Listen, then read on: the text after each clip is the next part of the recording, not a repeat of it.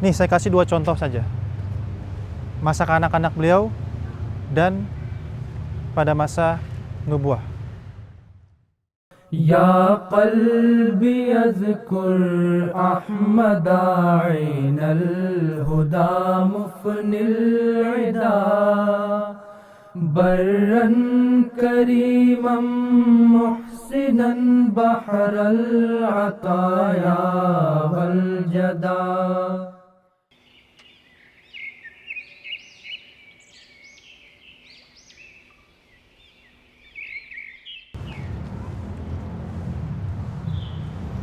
Bayangkan pemirsa,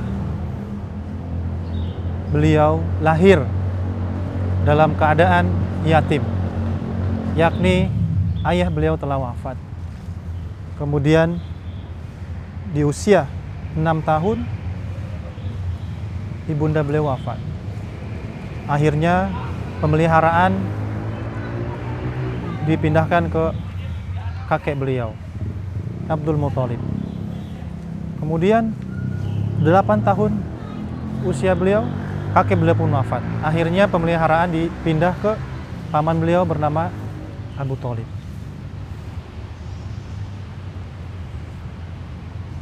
Sejak usia 8 tahun inilah Abu Thalib memelihara Muhammad kecil dengan penuh cinta kasih, juga sebagai amanah dari ayahanda beliau kepada Abu Thalib.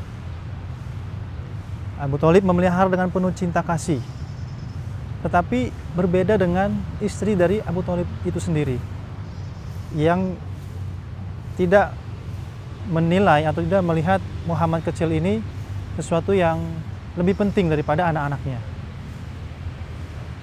Seringkali ketika istri dari Abu Thalib membagi-bagikan sesuatu kepada anak-anaknya, Muhammad kecil tidak mendapatkan bagian. Dia seringkali duduk terpisah daripada sepupu-sepupunya yang adalah anak kandung dari Abu Thalib. Suatu kali Abu Thalib datang dan melihat hal ini, lalu mengatakan, ini juga putraku, bagikan juga. Dan pemirsa, yang membuat hal ini mengharukan adalah beliau tidak ada sedikit pun ya masa kecil itu ketika mengalami perlakuan yang berbeda, tidak sedikit pun merasa menyesal, kesal atau sedih. Beliau dengan teguh menghadapi perlakuan yang beda. Ini contoh ketika beliau masa anak-anak.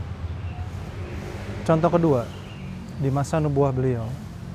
Jadi suatu ketika beliau SAW sedang beristirahat di Bukit Sofa, sebuah bukit yang terletak dekat Ka'bah.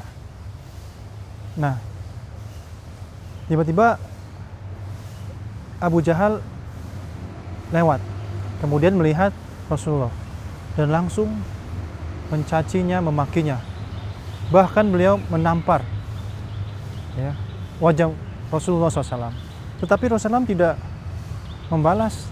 Beliau dengan tenang, diam menghadapi ini. Kemudian setelah itu beliau pulang kembali ke rumahnya. Dan rupanya peristiwa ini dilihat oleh hamba sahaya wanitanya, paman beliau yang bernama Hamzah. Pada saat itu beliau belum menerima Islam. Mendengar hal ini, mendengar kemenakannya diperlakukan demikian, beliau segera mencari Abu Jahal, menuju Ka'bah, dan didapatilah Abu Jahal di sana. Segera setelah bertemu dengan Abu Jahal, beliau langsung pukul kepalanya Abu Jahal dengan panah beliau dan mengatakan bahwa aku telah mendengar apa yang kau lakukan kepada keponakanku. Maka saat ini aku umumkan bahwa aku telah masuk Islam, telah menjadi pengikut Muhammad Rasulullah SAW. Kemudian di sekitar Abu Jahal adalah kawan-kawannya berusaha bangkit untuk menolong Abu Jahal, tapi Abu Jahal mengatakan tidak. Ya. Dan Hamzah radhiyallahu anhu mengatakan bahwa mulai saat ini, kalau engkau ingin mengomentari keponakanku, lawan dulu aku, berkelahi lu dengan aku. Ini bagaimana ya, Nabi Muhammad SAW sabar dalam menghadapi kesulitan, cacian, makian. Ya. Beliau ditampar, seorang Rasul Allah, ya, yang Allah Ta'ala janjikan kemenangannya, yang Allah Ta'ala beri ampun dosa-dosanya dan selalu melindungi dari berbagai musuh. Tapi beliau tidak membalas. Coba dengan kita, baru saja dicaci sudah membalas lebih daripada mencaci. Beliau sudah ditampar. Ya, beliau adalah orang terhormat tapi ditampar. Beliau tidak merasa kehormatan beliau terganggu. Justru dengan menampilkan akhlak yang fadilah seperti ini, yang mulia seperti ini, ya, banyak orang-orang yang kemudian masuk Islam. Dan yang barusan diceritakan, paman beliau menjadi masuk Islam karena melihat akhlak sabar dari Nabi Muhammad Rasulullah Shallallahu Alaihi Wasallam. Jadi kesimpulannya adalah jangan pernah kita mengatakan bahwa sayalah yang paling menderita di dunia ini. Sayalah yang memiliki beban terberat di dunia ini. Sehingga saya punya alasan untuk melakukan hal-hal yang tadi bertentangan dengan hukum-hukum ilahi atau akal sehat. Sehingga saya boleh melakukan ini dan itu. Tidak. Karena sebetulnya 13 atau 14 abad yang lalu ada seorang manusia, hamba Allah Subhanahu wa taala yang mengalami penderitaan yang paling besar, yang paling hebat ketimbang umat manusia. Tetapi beliau, ya, menghadapi itu dengan sabar. Beliau menghadapi itu dengan sholat, menghadap kepada Allah Subhanahu wa taala, bukan melakukan hal-hal yang bertentangan dengan hukum-hukum ilahi dan juga akal sehat. Jadi kalau kita merasa menderita, paling sulit, ingatlah Kanjeng Nabi Muhammad Rasulullah Sallallahu Alaihi Wasallam.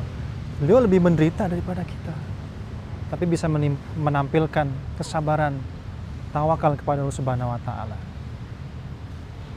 Karena itu kita harus selalu menjadikan Nabi Muhammad Rasulullah SAW sebagai teladan kita dalam sabar menghadapi berbagai kesulitan dan juga dalam berbagai hal.